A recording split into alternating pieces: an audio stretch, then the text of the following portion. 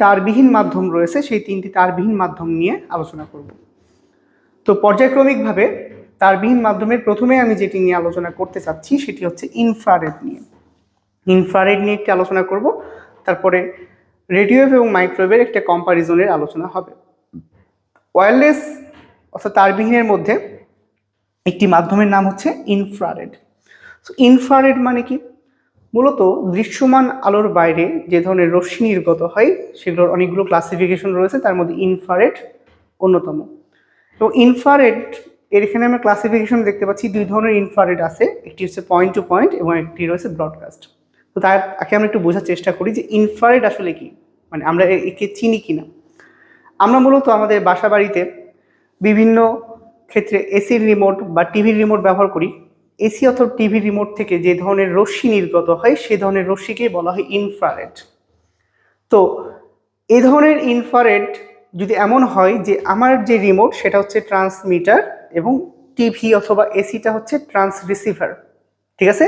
যদি এমন হয় ট্রান্সমিটার এবং ট্রান্স রিসিভারকে একই সমান্তরালে থাকার আগে, অর্থাৎ একদম ডিরেক্ট কানেকশন থাকা লাগে, ফেস টু ফেস থাকা লাগে, তাহলে সেই ধরনের ইনফ্রারেডকে বলা হয় point to point infrared.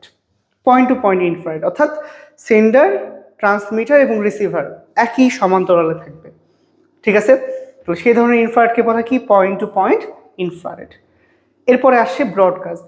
Broadcast infrared কোন ধরনের? আমরা বিভিন্ন ধরনের, তাহলে আমি পয়েন্ট টু পয়েন্টের উদাহরণ হিসেবে কি বললাম? রিমোট বললাম। কি বললাম? Remote, okay? এবং ব্রডকাস্টের উদাহরণ বলতে পারি আমরা ইউভিএ, ঠিক আছে? UVA, unmanned aerial vehicle. Unmanned aerial vehicle, মনুষ্যবিহীন যান, অর্থাৎ যাকে আমরা বাংলায় বলে থাকি ড্রোন। আমরা বিভিন্ন জায়গায় ড্রোন উড়াতে দেখেছি। ড্রোনের ক্ষেত্রে কি হয়? ড্রোনের ক্ষেত্রে কিন্তু বিষয়টা এমনটা না যে ড্রোন যেদিকে যাবে আমাকে রিমোটও সেই দিকে নিয়ে যেতে হবে, ঠিক আছে?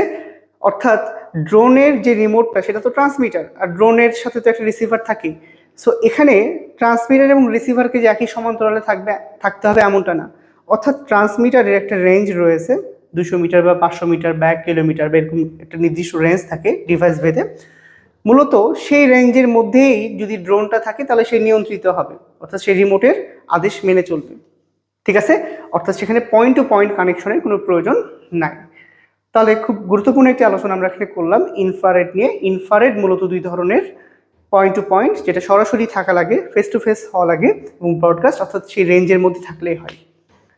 সো আমরা ওয়্যারলেসের ইনফ্রারেড নিয়ে আলোচনা করলাম। এবং